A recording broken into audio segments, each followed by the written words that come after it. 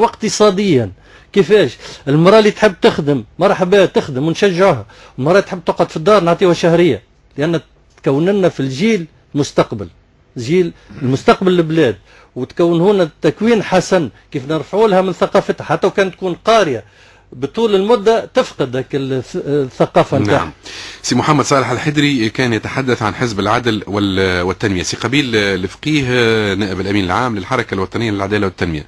يجيك سي حاتم هو لازم توزيع العادلة. نعم. انتم توكلكم عادل وعدالة، معناها طالبين مني باش ما نكونش عادل. تفضل. شكرا أخ وليد. أنا نحب نتطرق للنقطة هذه، يعني المفاهيم الاقتصادية اللي باش تعمدها الحركة.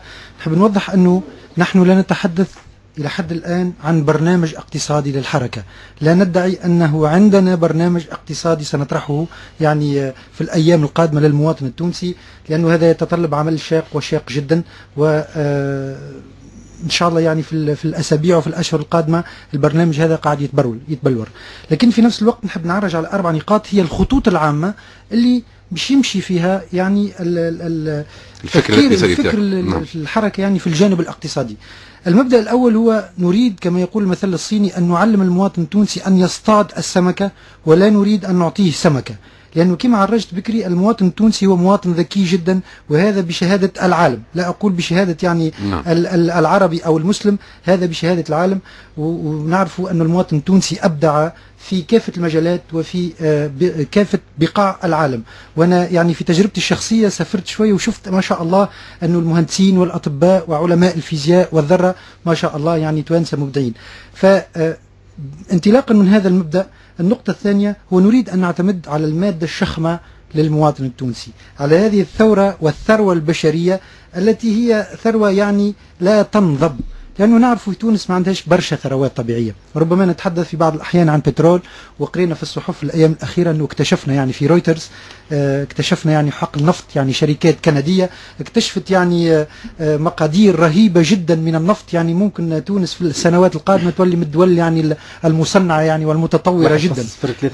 يعني مرحبا لو هذا صحيح، مرحبا، وهذا يدعم يعني إن شاء الله للثراء. سامحني سي قبيل، يعني اعتمادكم على الذكاء التونسي وكذا هذا شيء تشترك فيه كل الأحزاب ال50 هذوما واللي ما زالوا ما جاوش طبعا. لكن أفكاركم الاقتصادية الكبرى توا سي محمد صالح كان من يتحدث بشكل واضح، معناها المبادرة الفردية، الليبرالية مع مراقبة الدولة، التنمية الجهوية، موقف الفلاحة قبل السياحة، هذه أفكار واضحة.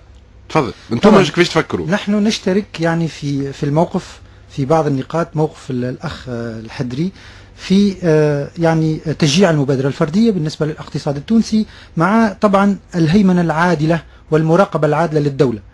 يعني نحن لا نريد أن نكرر الهيمنة العادلة. الهيمنة عمرها ما تكون عادلة لا. يعني طبعا يعني لأنه كنا عايشين الموقف هذايا، لأنه الهيمنة وتدخل الدولة بشكل عام في المجال الاقتصادي يعني تركيز القرار الاقتصادي عند الدولة، وهذا يزن الفكر الاشتراكي مش الفكر الليبرالي. طبعا انتم شنو موقفكم بالضبط؟ نحن نرفض هذا التوجه الاشتراكي، والتجربة يعني بتاع بن صالح يعني أكدت أنه فشل هذه التجربة طبعا في ظروف معينة، ونرفض في نفس الوقت التجربة الرأسمالية المحضة، بمعنى أنه الرأس المال الفردي يعني الحرية الليبرالية المطلقة نحن نرفضها. فنحن تقريبا في نفس الموقف، في نفس الموضع اللي هو ليبرالي حر مع مراقبة الدولة وتوزيع ثروات الدولة، يعني توزيع عادل بين كل المواطنين. وفي هذا الإطار يعني بالنسبة للمجال الاقتصادي سنعمل، وهذه الأفكار العامة بالنسبة للحركة، سنعمل على تقليص التبعية. نحن لا نريد أن نستدعي شركات أجنبية كندية أو فرنسية لإنشاء معامل يعني في سيدي بوزيد أو في القصرين، وقت يعني تصير يعني هزات اقتصادية، يعني الناس هذوما يغلقوا أبوابهم ويروحوا. يعني نحن نريد أن يعني عوض أن نؤسس ولكن شركات اقتصادية أجنبية. اليوم العالم مفتوح، يعني من ناحية تقول الليبرالية، ولكن اليوم العالم مفتوح، يعني ما تنجمش تجي قدام مستثمر أجنبي وتمنعه أنه يستثمر في تونس. لا أقصد هذا يا أخ وليد، طبعا لأنه اللي يرفض هذا هو يعني بعيد، يعني ما زال عايش في القرون الوسطى وفي الليزانيفان يعني. فطبعا اللي يرفض يعني هذا العالم الصغير، هذا العالم القرية، فيلزم يراجع حساباته. يعني ليش تقصد بأنه ما نحبوش شركات يعني تجينا من فرنسا؟ لا نريد أن يكون الفرد التونسي، الاقتصاد التونسي بصفة عامة يعني تابعا تبعية مفرطة يعني في التدخل الغربي الأجنبي، لأنه نعرف للأسف أنه الاستهلاك للتكنولوجيا الحديثة في تونس، يعني نجيبه، وتونس معروفة ما شاء الله يعني أنها دولة متطورة ومتقدمة، وقت اللي يعني في التكنولوجيا الحديثة عنا عطب فنستدعاه يعني شكون يصلح، يعني نجيبوا الآلة من فرنسا ونشريوها وندفعوا فيها فلوس نتاع الدولة التونسية، وفي نفس الوقت وقت اللي يصير فيها عطب نجيبوا الفرنسي زاد باش يصلحها. فيا حبذا لو في وضعنا نحن ننطلق من الواقع التونسي، لا ندعي أنه في ظرف 5 سنوات يعني الاقتصاد التونسي مش يصنع سيارات وطائرات ويعني مدرعات، يعني لا ندعي هذا، لكن في نفس الوقت سنعمل على أنه يعني مع مرور الوقت نجتهد أن نقلص شيئا فشيئا من هذه التبعية. نعم. سي حاتم عنده تعليق قبيله باش نرجع لك. نخلي كمل سي حاتم. تفضل. بارك الله فيك. تفضل سي محمد صالح الحيدي. بالله ما كملتش قبيل نظريتي في نظريه حزب نتاعنا في الاقتصاد. قلنا السياسه الجهويه التي ترتكز، ونحب نركز هنا على الامتياز الايجابي، التمييز الإيجابي للجهات اللي كانت محرومة، حينئذ هي نوجه لها أكثر ما يمكن من الاستثمارات.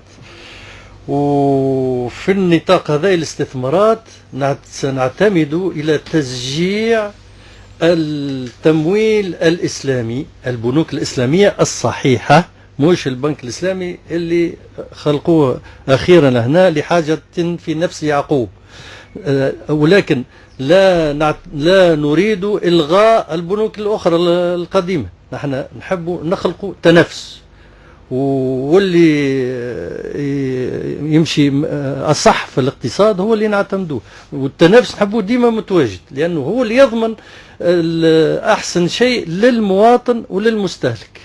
حينئذ سنركز على البنوك الإسلامية، ونعمل ملاحظة صغيرة لهنا.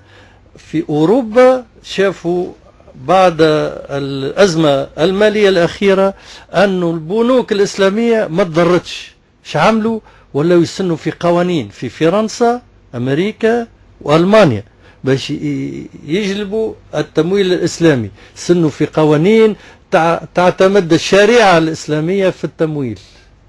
هذا هما يعملوا فيه مش نحن، ونحن متغيب عنا. نحن عنا 30 سنة من اللي توجدت هنا بيت التمويل السعودي التونسي اللي هي بنك إسلامي، ودرستها أنا، درستها بكدا علميا في المرحلة الثالثة تعليم عالي.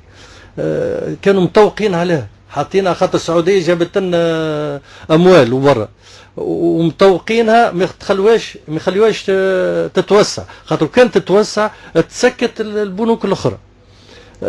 ولهذا نحن وهذا الشيء ثابت في العالم أجمع، ومن عشان كان تبعش الشيخ صالح كامل كل ما يعديوا فيه في التلفزة ويفسر في هذا وكيفاش الشيء هذا ناجح في العالم. نعم. تفضل سي حاتم. حزب الحرية من أجل العدالة والتنمية. حزب الحرية من أجل العدالة والتنمية كي نقولوا فكر ليبرالي يلزمنا نكونوا نحترموا هذا الفكر. أولا حاجة اللي نحب نبدأ بها ونوضحها، مش خلينا نتحدثوا نحن توا عن المجال الاقتصادي اللي هو مجال الفكر الليبرالي بامتياز، وهو يعني برنامجنا متركز بصفة أساسية على هذه النقاط. أولا رأس المال لا لون له ولا رائحة، لذلك ما نجموش نقولوا أنه ثم قطاع فاسد وقطاع باهي. القطاعات الاقتصادية كلها تخدم مصلحة الوطن، وما نحاول وما ندخلوش الوازع الأخلاقي، على خاطر هذاك راه باش يضرنا في الاختيارات. بالنسبة للتونسي عندنا ثقة في أخلاقه، وما نتصورش حد في تونس أنه باش يعني يعمل مشاريع اللي باش تضر بالأخلاق العامة للمجتمع التونسي. نقطة أخرى، أنت جاوب تو في سي محمد صالح يتحدث قبيل على السياحة. هذيك النقطة اللي ما فهمتهاش، علاش السياحة فاسدة؟ بالعكس السياحة هذاك السائح هو أجنبي في بلادك. أنا ما قلتش السياحة فاسدة. إيه لا قلت سي محمد فاسدة. إيه قلت. الله. ماشي مشكل. حاسلو اي هو طبعا قال يمكن سوء استعمال الترم يعني الكلمه. لا هو تحدث قال ثم نوع من انواع السياحه، قال انا السياحه نحب السياحه اللي هي معناها ترتقي كذا، ولكن الحمد لله في تونس ما عندناش حتى حاجه اللي تدعي يعني مجرد حتى نعم ما يصيرش موقفك الحمد لله طبعا. نجيو لنقطة أخرى اللي الخوصة. بالنسبة للخوصة في تونس حاجة نحن الخوصة المطلقة في حسبنا نرفضها، باعتبار أنه ما تقوم ليتا دو بروفيدونس أي دولة الرفاه إلا أنه الدولة تكون مساهمة في رؤوس الأموال المنشآت الكبرى والشركات الكبرى اللي تدخل في الأرباح. وشفنا نحن أن كيفاش شركات كبرى في تونس تم خوصتها بأتفه المبالغ، وثم حتى اللي ثم شركات تم بيع الأسهم متاعها وهي بقروض. نحن نعرف رجال القانون فهمتي، ندرس فيه القانون فهمتي، الأعمال عمره ما يتم بيع الأسهم يعني للاكتتاب العام بقرض، لازم تكون نقدا تم تحريرها. هذا ما يعبر عنه بالليبراسيون توتال. كل شيء كان جايز قبل. هذيك هي هكا تو مازال لقيناها في المعلوفة. نرجعوا للخوصة. ايوه الخوصة مرفوضة إذا كانت مطلقة، لذا لا يجب تغييب الدولة من المنشآت ومن الشركات الكبرى، لأنه إذا كان الدولة معناها من القطاعات ما تتحكمش في الاقتصاد باش يفلت الزمام، ومنين جاتها المراقبة؟ شنو هي القطاعات اللي ترى أنه الدولة ما لازمش تفرط فيها؟ الكهرباء، الاتصالات، النقل، القطاعات الاستراتيجية، التصنيع، حتى زاد القطاعات فهمتي البنكية. ونأكد هوني على القطاعات البنكية. نعم.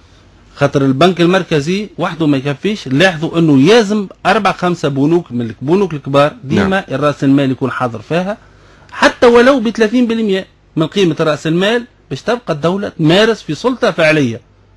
نعم. في السياسة العامة. نجيو نحوصلوا شنو التوجه نتاعنا، شنو نحبوا؟ نحن نحبوا اقتصاد سوق موجه يحترم الملكية الفردية لوسائل الانتاج مع تنظيم الدولة للسوق. واضح. تتدخل بتنظيمه كيفاش سيدي انه التنافس الاقتصادي يكون عادل يعني ونزيه، وتقليل النسب التضخم وتقليل البطالة وتوفير الخدمات للجميع. باش نشكركم الكل لأنه الوقت انتهى. الحركة